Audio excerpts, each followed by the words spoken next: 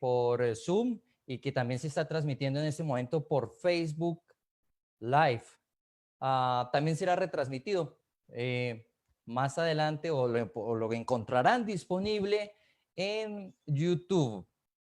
Es muy placentero poder compartir, como lo pudimos hacer hace un rato, este tiempo que tenemos antes de esta reunión, que disfrutamos muchísimo. Podemos compartir con hermanos que están en los Estados Unidos, que están aquí en el Huila, en el Atlántico, con hermanos de Chile. Es una muy bonita oportunidad la que tenemos y esperamos que en este caso los que nos están viendo por Facebook y los que nos verán más adelante por YouTube, busquen conectar con nosotros. Nos encantaría. Si el grupo es muy grande, pues no importa.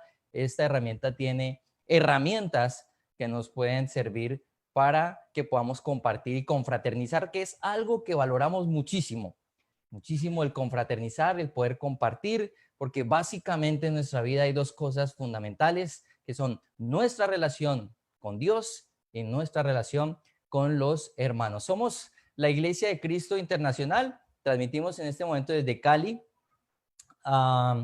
Y pues como ustedes pueden ver, somos una comunidad que procura conocer la palabra de Dios, que estamos disponiendo de estos medios para poder darle difusión al mensaje de salvación. De pronto tal vez de una forma muy artesanal, no tenemos grandes escenarios, ni despliegue, ni show. Igual es muy interesante ver, por ejemplo, videos como el de Carlos Duque, que nos compartía su canción, se veía muy tierno con ese peluche al lado. También es algo bien interesante de toda esta situación de aislamiento. Y muchas gracias a Carlos ahorita por darnos la bienvenida, por estar ahí con su familia, ese corazón que tienen los hermanos de enviar sus videos o de presentar sus videos cantando. Nos recuerda un poco lo que vivíamos antes de este aislamiento y anhelamos, obviamente, cuando Dios nos dé oportunidad, volvernos a reunir y volver a compartir presencialmente. Pero por el momento lo hacemos virtualmente y teníamos un tema de conversación ahora un rato en el cual es introductorio para la predicación del día de hoy. Hoy, domingo 31 de mayo del 2020. Hablamos cuál es el criterio que tienes para determinar la forma en que te vistes, la forma de tu atuendo. Surgían muchas cosas, bueno, se hablaba y creo en general hemos tenido una evolución todos, no es lo mismo uno tener 15, 20, 30 años a alcanzar otra edad un poco más avanzada en el tema del atuendo.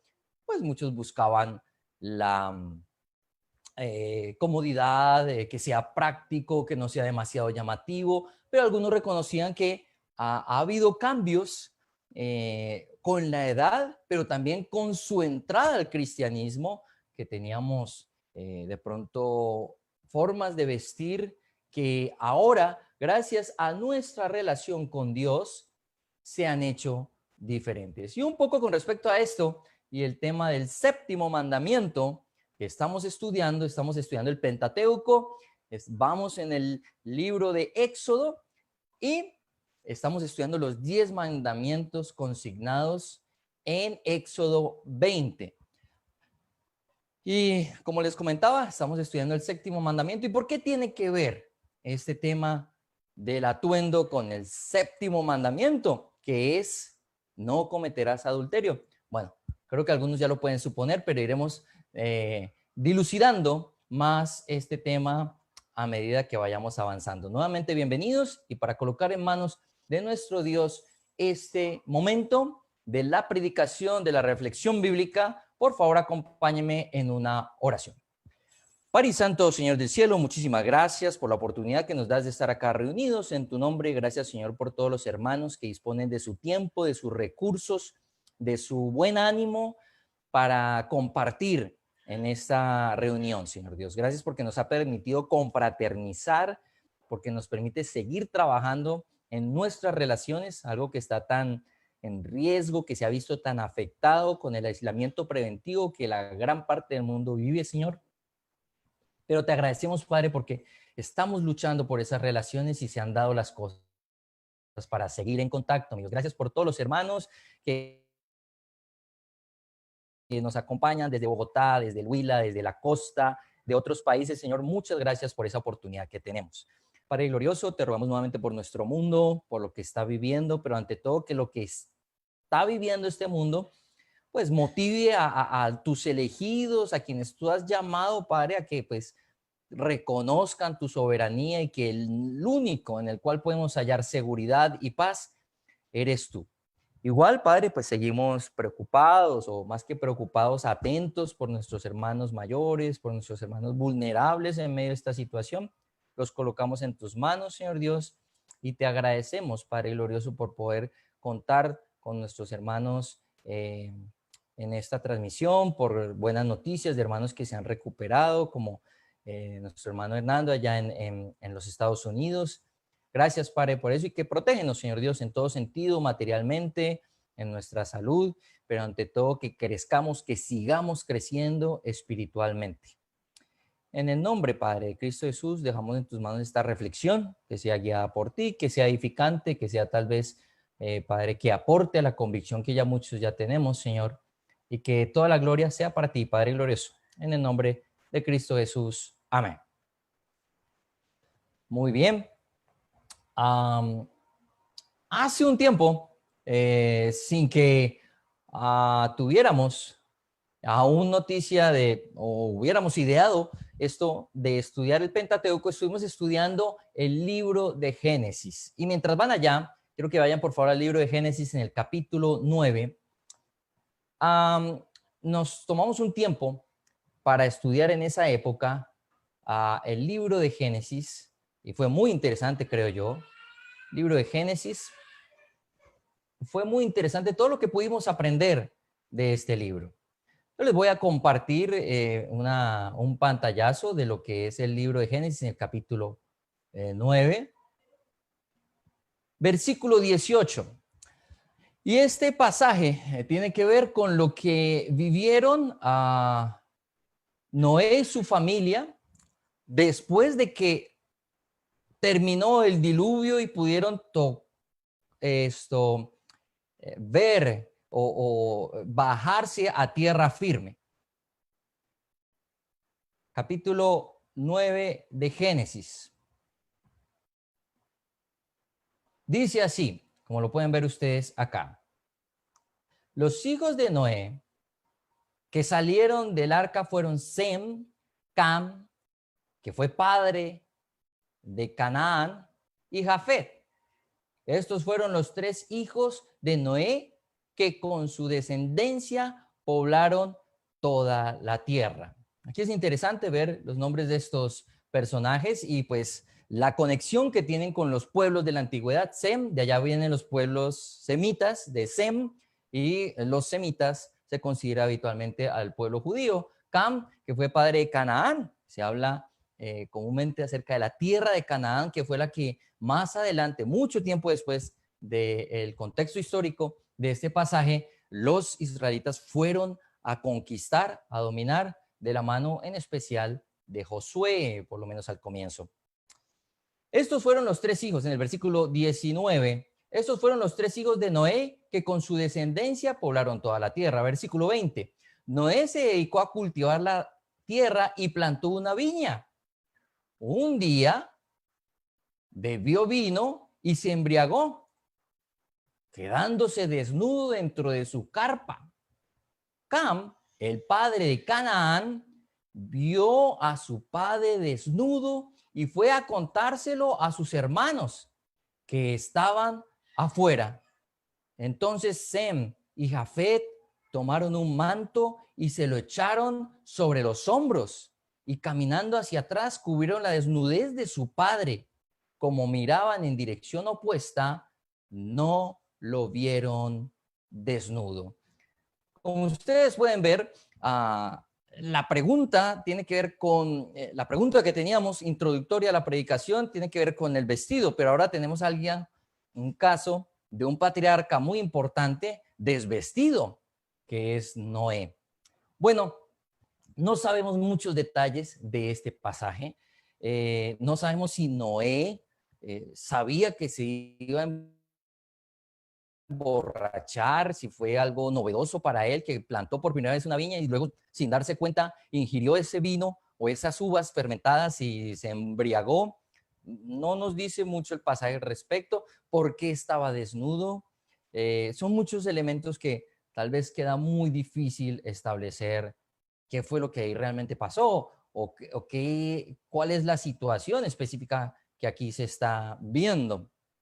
Lo que sí hay es elementos que de pronto nos llaman la atención. Nuevamente menciona que Cam es el padre de Canaán.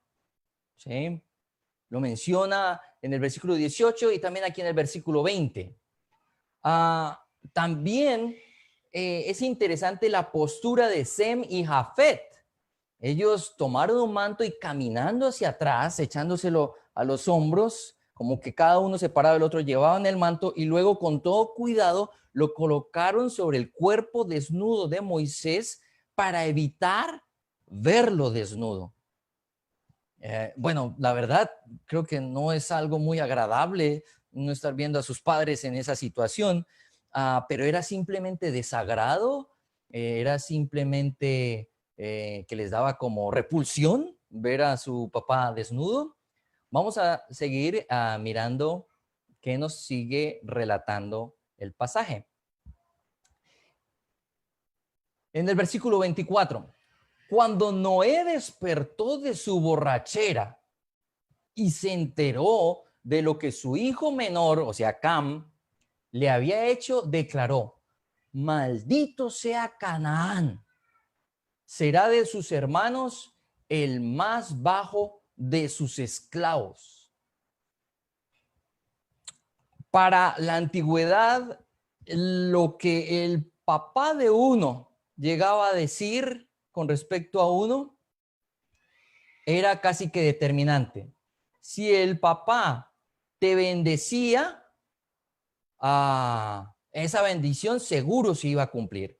Si tu papá te maldecía, también esa maldición necesariamente se iba a realizar. Sigamos allí en el pasaje, ya en el versículo 26. Y agregó: bendito sea el Señor Dios de Sem, que Canaán sea su esclavo. Versículo 27. Que Dios extienda el territorio de Jafet, que habite Jafet en los campamentos de Sem y que Canaán sea su esclavo.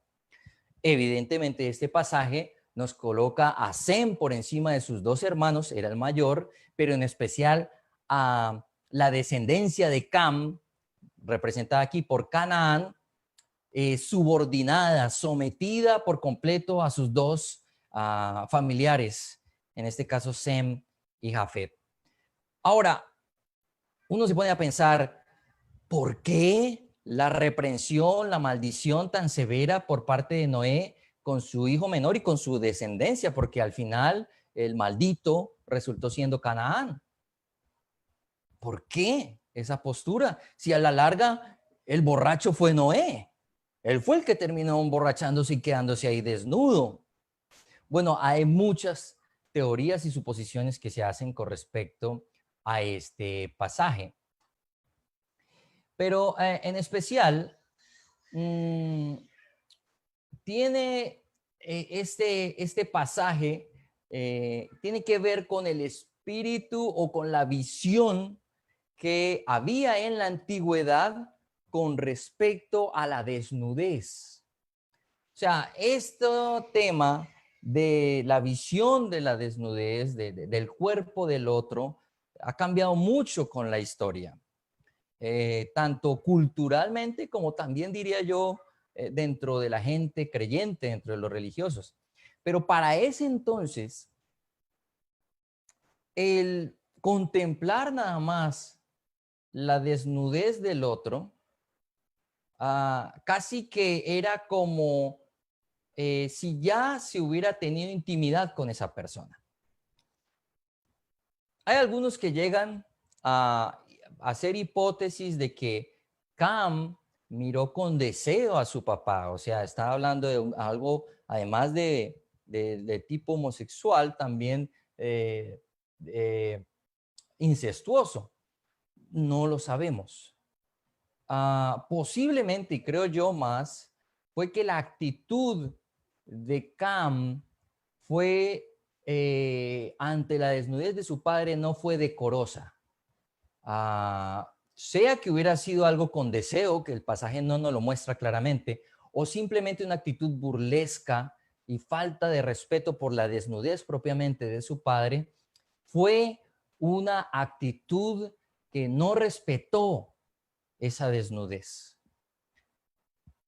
Al parecer, de pronto, inclusive, es una hipótesis que se puede hacer, tal vez fue de una manera burlesca, de la manera en que Cam habló con Sem y Jafet acerca de lo que estaba viendo. Mientras que el proceder de Sem y Jafet fue muy respetuoso. Evitaron por completo el contemplar el cuerpo desnudo de su papá. Y por ende reciben una bendición en contraposición con la maldición que recibe la descendencia de Cam. ¿Qué podemos pensar con respecto a esto? Bueno, esto es premonitorio de la oposición que va a haber entre la descendencia específicamente de Sem, que reitero, de allí provienen los israelitas, por esas líneas que vienen. La oposición que va a haber entre la descendencia de Sem y la descendencia de Cam, y específicamente la descendencia de Canaán, el hijo de Cam. Y la Biblia nos recuerda a los pueblos cananeos que ocupaban esa región de Palestina, del Medio Oriente, que luego Dios le da a los israelitas, pero no se las da así como así. Ellos tienen que entrar a dominarla, ellos tienen que entrar a poseerla por la fuerza, tienen que establecer guerra con Canaán. Entonces, este pasaje está siendo premonitorio de esa relación conflictiva, de esa relación en guerra que va a haber entre estas dos descendencias, pero privilegiando obviamente la descendencia que viene por parte de Sem. Pero también nos muestra las características del pecado que se vivía en esta población. El mundo sin Dios en el tema sexual, en el tema de la intimidad, en el tema de la sexualidad, está completamente pervertido. Y lo podemos ver. Lo podemos ver evidentemente en lo que las noticias nos presentan, el internet, la televisión, inclusive no solo lo que vemos, sino lo que escuchamos. Quienes tenemos la oportunidad de escuchar la radio, nos damos cuenta del mal manejo, el manejo tan sucio que se le da a la sexualidad, con el simple pretexto de que eso es edificante, hablar sin tapujos, de que no hay problema, de que se traten estos temas, de que la gente exponga la manera tan perversa en que vive su sexualidad, que eso nos hace como más sinceros y aún como que vivir mejor la sexualidad o vivir esa parte de la intimidad de los seres humanos. Pero la Biblia no da sustento para algo así. Para nada. Y lo más triste es que como estamos inmersos en ese clima tan libertino, los cristianos poco a poco nos vendemos un poco a esa forma de pensar. Terminamos permeados de esa manera de pensar y llegamos inclusive a considerar fanáticos, considerar exagerados, legalistas, a quienes nos pueden hacer algún tipo de comentario. Oye, tú estás siendo un poco permisivo con esto. Vamos a ver un poco con unas escrituras más acerca de este tema. Quisiera ya que me acompañaran, por favor, al libro de Levítico, que también hace parte del Pentateuco. Por favor, acompáñenme al libro de Levítico. En el capítulo 18, por favor. Levítico en el capítulo 18. Desde el versículo 1. Este pasaje, todo el pasaje de Levítico habla acerca de las relaciones íntimas prohibidas. Es interesante estudiarlo y recomiendo que puedan echarle un vistazo ya luego a todo el pasaje. Vamos a leer solamente parte de él. Dice Levítico en el capítulo 18, versículo primero: el Señor le ordenó a Moisés que les dijera a los israelitas: yo soy el Señor su Dios. No imitarán ustedes las costumbres de Egipto, donde antes habitaban, ni tampoco las de Canaán, a donde los llevo. No se conducirán según sus estatutos, sino que pondrán en práctica mis preceptos y observarán atentamente mis leyes. Yo soy el Señor su Dios. Observen mis estatutos y mis preceptos, pues todo el que los practique vivirá por ellos. Yo soy el Señor. Me encanta cómo termina aquí el pasaje porque está hablando de los mandamientos que traen vida. O sea, Dios es un Dios de vida y Dios, sus mandamientos traen vida para quien los siguen. Lo interesante es que los que promocionan la vida libertina nos promocionan que eso sí es vida, que eso sí es el disfrute de la vida, que así sí aprovechan la vida. Qué gran mentira con respecto a lo que dice el verdadero Dios. Pero este pasaje nos está dando cuenta de que esa es la situación siempre. Cuando los israelitas estaban en Egipto y ahora cuando iban a tomar la tierra de Canaán, que estos mandamientos los recibieron cuando estaban en el desierto antes de ingresar a la tierra de Canaán, Dios les está advirtiendo: miren, ni como hacían antes allá en Egipto, ni como harán en Canaán, hagan ustedes. Lo que ustedes vieron allá y lo que verán en Canaán, no lo hagan. Yo estoy en contra de eso. Entonces, esa colección de mandatos que vienen aquí en los versículos posteriores, aquí en el capítulo 18 de Levítico, están hablando de alguna manera de lo que Dios espera de ellos, pero de lo que pasaba en Egipto y en Canaán. ¿Cuáles eran sus prácticas en cuanto a este tema de la sexualidad? Entonces, por eso es interesante seguirlos estudiando, seguir dándonos cuenta de cuál es la expectativa espiritual con respecto a la expectativa mundana. Y sigue diciendo el pasaje, Levítico 18, versículo 6. Nadie se acercará a ningún pariente cercano para tener relaciones sexuales con él o con ella. Yo soy el Señor. No deshonrarás a tu padre teniendo relaciones sexuales con tu madre. No lo hagas porque es tu madre. O sea, esta prohibición, bueno, podemos concluir muchas cosas. En primer lugar, tal parece que esos pueblos, los egipcios y los cananeos, en cuanto a esto, eran permisivos.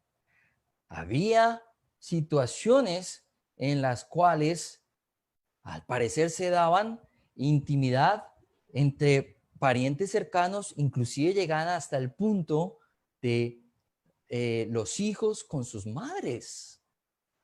Ahora, para nosotros, la gran mayoría, creo que esto es algo impensable y nos genera asco. Pero hay ejemplos recientes de formas de pensar que motivan a admitir cosas de este estilo. Cada vez, al alejarse cada vez más la humanidad de Dios, se admite en la forma de pensar poco a poco de la gente perversidades de este tamaño. Entonces Dios miren, ustedes como vieron en Egipto y como verán en Canaán, cosas de estilo, no lo hagan. Yo no deseo, no es correcto que un familiar cercano tenga intimidad con otro familiar. Pero algo que quiero resaltar también de este pasaje, que tiene que ver, con esto del atuendo y de la forma de vestir, es como lo expresa un poco la Biblia de las Américas, que es un poco más literal. Dice: no descubrirás la desnudez de tu padre o la desnudez de tu madre. es tu madre. No descubrirás su desnudez. Literalmente está hablando de la desnudez simplemente. Ahora, puede ser que utilice aquí literalmente en el original la palabra desnudez para hablar de una forma tal vez delicada acerca de lo que expresa en la nueva versión internacional como relaciones sexuales. Puede ser, pero si lo conectamos un poco con lo que pasó en el pasaje de Noé con Cam, nos damos cuenta que desde el contemplar la desnudez del otro ya hay pecado, porque ya hay un deseo y por lo menos en los ojos, en la mente, ya hay una posesión por el cuerpo del otro. Entonces, la prohibición no es solamente de literalmente la interacción, la fusión, el acto como tal sexual con la madre, por lo menos en este versículo 7, sino con el contemplar la desnudez. Inclusive dice aquí, como lo presenta esta traducción de Biblia de las Américas, dice, no descubrirás la desnudez de tu padre o la desnudez de tu madre. ¿Qué quiere decir con eso? La de tu padre o la de tu madre es tu madre, no descubrirás su desnudez. Tal vez lo podemos entender un poco mejor recordando algo que también aparece en el Génesis, capítulo 2, versículo 24. Pueden tomar nota, muy sencillo. Por eso el hombre deja a su padre y a su madre y se une a su mujer y los dos se funden en un solo ser. Expresa no descubrir la desnudez del padre o de la madre, este versículo 7 de Levítico 18, porque la desnudez de la madre es propiedad solamente del padre. El cuerpo, el contemplarlo y el disfrutarlo en la intimidad solamente le corresponde al padre. El hijo no puede acceder de esa manera a su madre. Y si seguimos leyendo el pasaje, habla de otras prohibiciones incestuosas, y no solo incestuosas, sino también de relacionarse con quien simplemente no es tu esposa y obviamente quien no es tu esposo.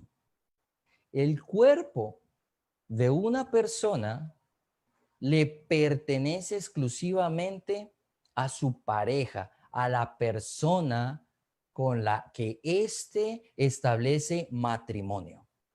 Porque, y este es el espíritu del matrimonio, lo más básico que se puede pensar acerca del matrimonio, que es una institución creada por Dios, es que el hombre y la mujer se convierten en un solo ser. La desnudez de la mujer es del hombre y la desnudez del hombre es de su mujer. Así que en términos generales, no solo con la madre, no solo con las hermanas o los hermanos, tíos, los demás casos que plantea allí Levítico 18, no solo con ellos, no hay que contemplar su desnudez, ¿sí? Sino en general con toda persona que no sea tu pareja unida en legítimo matrimonio. Nunca debiéramos contemplar siquiera con los ojos la desnudez de quien no es nuestra esposa. Nosotros los hombres y la mujer no debiera ni siquiera contemplar la desnudez de otro que no sea su esposo. Porque esa desnudez tiene un dueño. ¿Quién? Su legítimo esposo o esposa, sea el caso.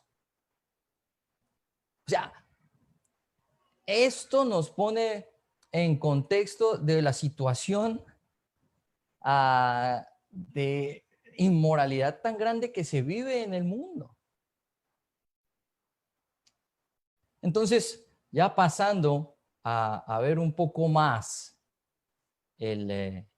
como tal el mandamiento que hoy estamos estudiando, el séptimo mandamiento en Éxodo 20, capítulo 14, es muy sencillo. No cometas adulterio.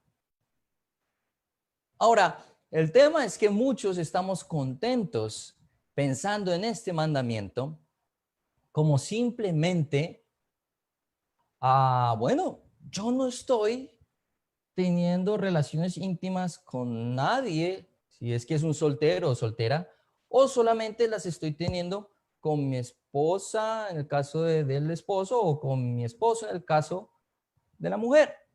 Y como que, bueno, estoy cumpliendo el séptimo mandamiento expresado aquí en Éxodo 20:14.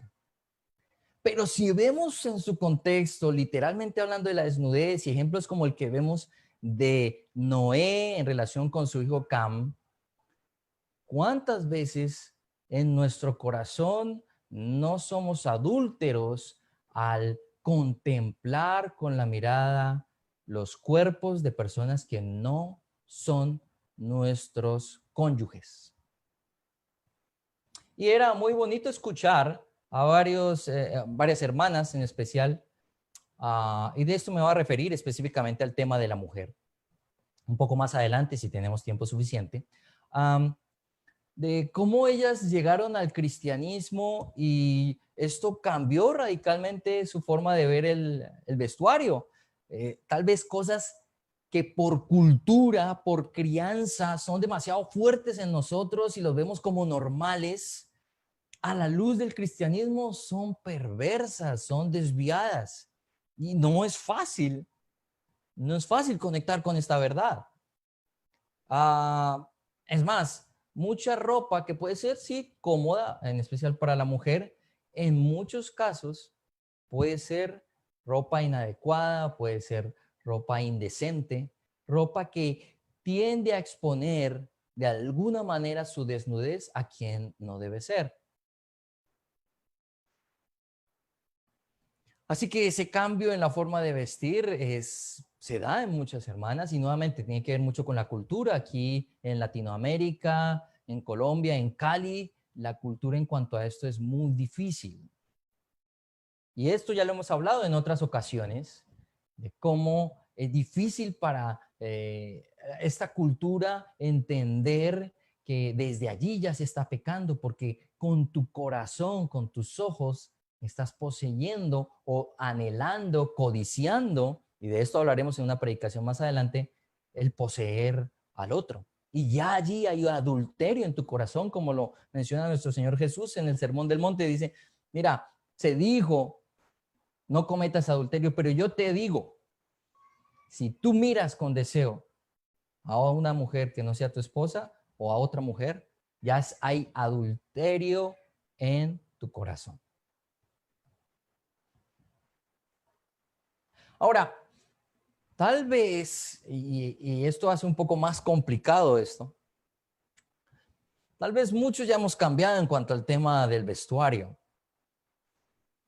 Muchas hermanas ya han tomado decisiones y eso es positivo. Y me refería hace un ratico acerca de la mujer, porque tradicionalmente la mujer es objeto de deseo para el hombre y sabemos que la mujer tiene un gran poder sobre el hombre en la medida en que o sea, el hombre es muy guiado por lo visual y la mujer que no es guiada por Dios busca eso, llamar la atención del hombre de esa manera. Es natural. Ahora, eso ha venido cambiando, creo yo, bastante. Es mi visión personal. Y cada vez la mujer se comporta más como el hombre, buscando también contemplar, buscando también deleitar su vista. Y el hombre también como la mujer, buscando eso, exhibirse, mostrarse de la manera en que la mujer lo desea. Pero eso lo único que trae es insatisfacción. Nunca ves lo suficiente. Nunca posees lo suficiente. Tienes tantas ofertas, entre comillas, en la calle, en los parques, en tu vecindario y nunca te sacias y esa insatisfacción te lleva a pensar que entre más veas, más contemples, más satisfecho vas a estar, lo cual es una gran mentira.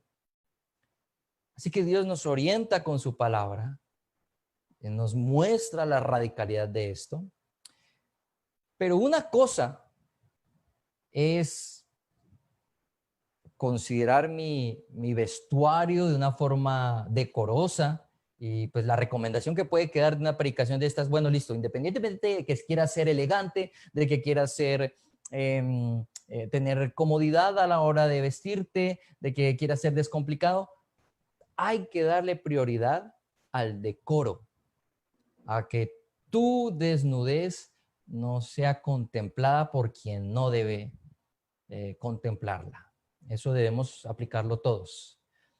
Ahora, la Iglesia de Cristo Internacional de Cali va a determinar que de ahora en adelante las mujeres tienen que ponerse un velo, una bata que vaya hasta los tobillos, los hombres similar, que no, nada más vamos a dejarnos ver esta parte de los ojos. Pues no es algo que estemos pensando, pero sí estamos animando, y Dios nos anima sobre todo a través de su palabra, a que tengamos eso en mente. Y como lo mencionaba un hermano hace un rato, aunque lo refería con otro aspecto de este tema del vestuario, lo importante no es vestirnos de forma decorosa, sino tener un corazón decoroso, tener un deseo de agradar a Dios en esto, y ya luego se va a manifestar en cómo nos vestimos, en cómo nos presentamos a la gente. Ahora, esto es más fácil, esto de cambiar y tener una postura decorosa y vestirnos de una manera sobria y respetuosa con Dios y con las personas, que el otro aspecto de esta situación es, bueno, pues yo puedo vestirme decoroso y cuidarme de no ser una persona que se exponga como no debiera hacerlo.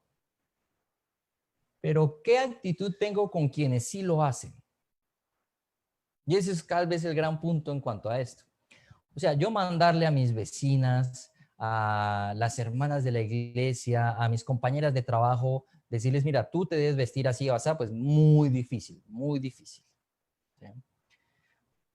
La gente se viste como quiere, como le parece. Pero ¿qué postura estoy yo teniendo ante eso? Ese es un buen cuestionamiento que podemos hacernos. ¿Qué postura estoy teniendo yo con respecto a lo que veo por televisión? Cada vez la televisión es mucho más permisiva con respecto a la desnudez del ser humano. En horarios que antes era impensable ver ciertas cosas, ahora se pasan como si nada. Y no solo nosotros, sino nuestros hijos están siendo expuestos a imágenes inmorales y de desnudez que no debiéramos estar expuestos, ni mucho menos ellos. ¿Qué postura estamos teniendo con respecto a eso? En el Internet, ¿qué postura estoy teniendo con respecto a lo que me comparten otros por redes sociales, a lo que publican otros en redes sociales? ¿Qué tanto me estoy dejando yo llevar? Por eso que, sí, claro, yo me he visto bien y hago que mi esposa se vista de una forma decorosa, pero yo en cuanto a lo que contemplo con mis ojos, ¿qué postura estoy teniendo? Eso es lo más difícil.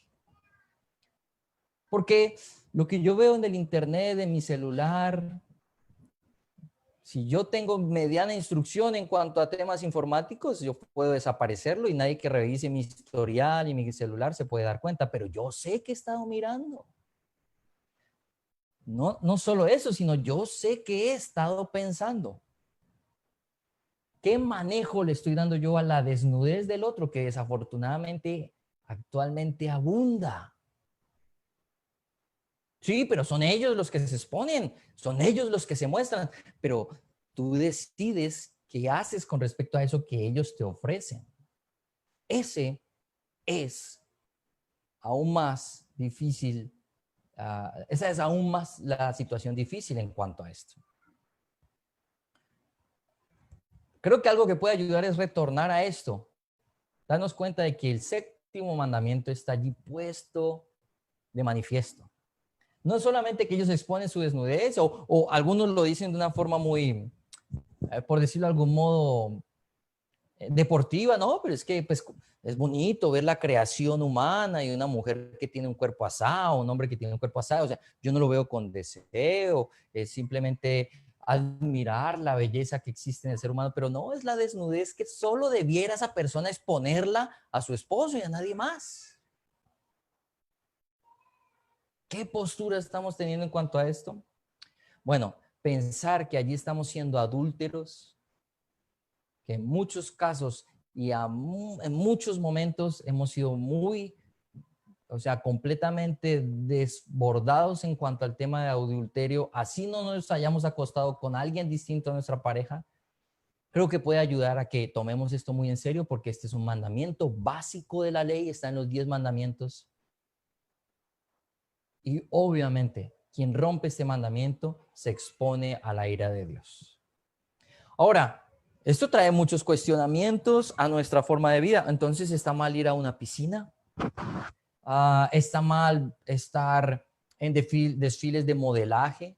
¿Está mal ser modelo? ¿O cuántas cosas? ¿Está mal practicar ciertos deportes que al parecer por su práctica normal, por sus requerimientos, hacen que las personas estén más expuestas? La respuesta a todos esos interrogantes en lo personal no la tengo.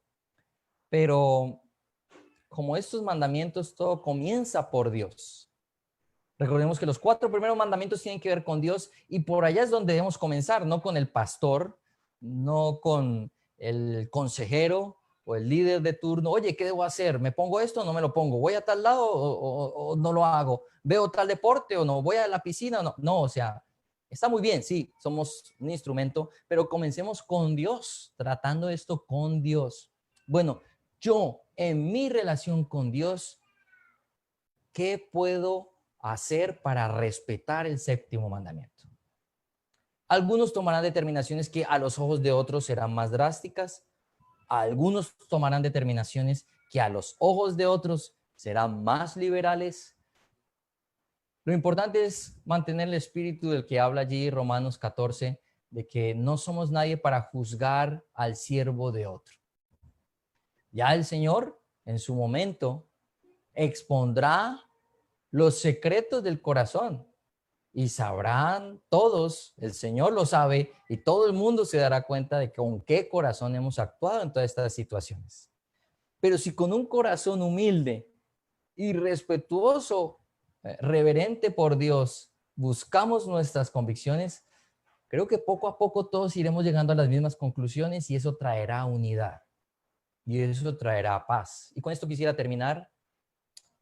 Muchos quisieran, y se ha intentado, colocar normas en la iglesia, no digo acá en Cali, sino en momentos de la historia, en la iglesia cristiana en general, de colocar normas de vestuario, normas de atuendo. Todo esto falla por lo que ya nuestro Señor Jesús nos ha mostrado, ¿sí? Como lo dice Mateo 15, las normas humanas alejan al corazón de Dios. Como dice nuestro Señor Jesús, citando al profeta Isaías, este pueblo me honra con los labios, pero su corazón está lejos de mí. Enseñan como mi palabra mandatos humanos.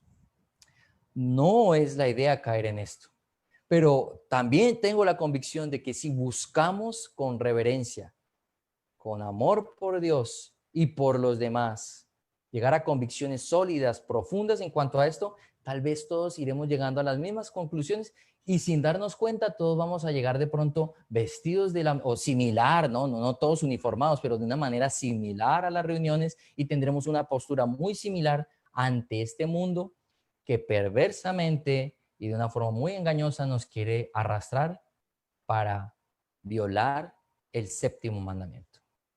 Muchísimas gracias por su atención. Gracias por este tiempo que podemos compartir con la reflexión bíblica, por todos los hermanos que apoyan y permiten este espacio. Y quedamos obviamente en espera para seguirnos viendo la próxima semana. A continuación viene la Cena del Señor. Hola, buenos días a todos. Muchas gracias, Luis Enrique, por este mensaje. Realmente es más profundo de lo que podríamos leer desde solamente el versículo de Levítico. Muy interesante predicación, muchas gracias. Ahora vamos a hacer una reflexión sobre la cena. Quiero que me acompañen en 1 Corintios, en el capítulo 15. Y algo que yo pensaba un poco era, Sabemos todos que Jesús, mientras estuvo transitando por la tierra, en condición humana, él hizo muchos milagros, muchas obras, hizo muchas cosas que hubieron muchos testigos presenciales. Y ahora yo me preguntaba, bueno, ¿cuál fue el milagro más grande que hizo Jesús? ¿Cuál podríamos decir que es el milagro más grande que hizo Jesús de todo lo que él hizo? O sea, si alguien desea compartir algo por mensaje, por el chat, podría escribirme. Y claro, o sea, pues recuperarle la vista a un ciego de nacimiento, eso es grande, ¿no? Hubo muchos milagros, alimentar a 5,000, sin contar a las mujeres y los niños, o sea, milagros muy grandes, pero bueno, ¿cuál de ellos es el más importante? En 1 Corintios, en el capítulo 15, desde el versículo 12, espero que ya estemos ahí. 1 Corintios, capítulo 15, versículo 12, dice: ahora bien, si se predica que Cristo ha sido levantado entre los muertos, ¿cómo dicen algunos de ustedes que no hay resurrección? Partiendo desde ahí, para mí el milagro más grande fue el haber resucitado a Jesús. Sigamos por el versículo 13. Si no hay resurrección, entonces ni siquiera Cristo ha resucitado. Y si Cristo no ha resucitado, nuestra predicación no sirve para nada, como tampoco la fe de ustedes. Es Pablo comunicándose a la iglesia de los Corintios. Seguimos en el versículo 15. Aún más resultaríamos falsos testigos de Dios por haber testificado que Dios resucitó a Cristo, lo cual no habría sucedido si en verdad los muertos no resucitan. Versículo 16. Porque si los muertos no resucitan, tampoco Cristo ha resucitado. Y si Cristo no ha resucitado, la fe de ustedes es ilusoria y todavía están en sus pecados. Wow, me llama la atención esto. Si Cristo no ha resucitado, o sea que todavía estamos muertos al pecado, ¿sí? Todavía no tenemos ese perdón de los pecados, o sea que la resurrección es algo sumamente importante para nuestra fe. En el versículo 18 continúa diciendo: en este caso también están perdidos los que mueren en Cristo. Si la esperanza que tenemos en Cristo fuera solo para esta vida, seríamos los más desdichados de todos los mortales. Increíble. Esta escritura yo la he leído varias veces, pero cuando, bueno, me dieron la oportunidad de compartir la cena, reflexionando un poco sobre la resurrección, yo veía en esa escritura la importancia de la resurrección. O sea, ese es, digamos, el fundamento de nuestra fe. Si Cristo no hubiera resucitado, si Cristo hubiera continuado, digamos, bajo el dominio de la muerte, sería en vano, ¿sí? Como dice más adelante, quienes han muerto por esta fe, sería en vano muchas cosas. Y creo yo que debido a esto, a esta resurrección, a Cristo haber muerto por nosotros y haber resucitado, es que precisamente hoy nos llamamos hermanos, es que precisamente hoy nos unimos, así sea por este medio, para compartir del pan y el vino, ¿sí? Más abajo, no lo vamos a leer ahora, pero sí sería importante que leyeran todo el capítulo en casa, estudienlo, es muy importante. Más abajo menciona a Pablo, citando Isaías: comamos y bebamos que mañana moriremos. Si no vamos a resucitar, pues, hagamos de nuestra vida lo que parezca, lo que no nos parezca, hagamos lo que nos dé la gana, al fin y al cabo vamos a morir. Entonces, me llamaba la atención esto. Personas que dudaban de que Jesús había resucitado, personas que dudaban de que eso era falso, o sea, negaban de que Cristo había muerto y resucitado, y Pablo aquí está defendiendo pues este mensaje. Por favor, acompáñenme para terminar en Apocalipsis 1, en Apocalipsis capítulo 1. en el versículo 17. Esta ya fue la revelación que le fue dada a Juan, al apóstol Juan.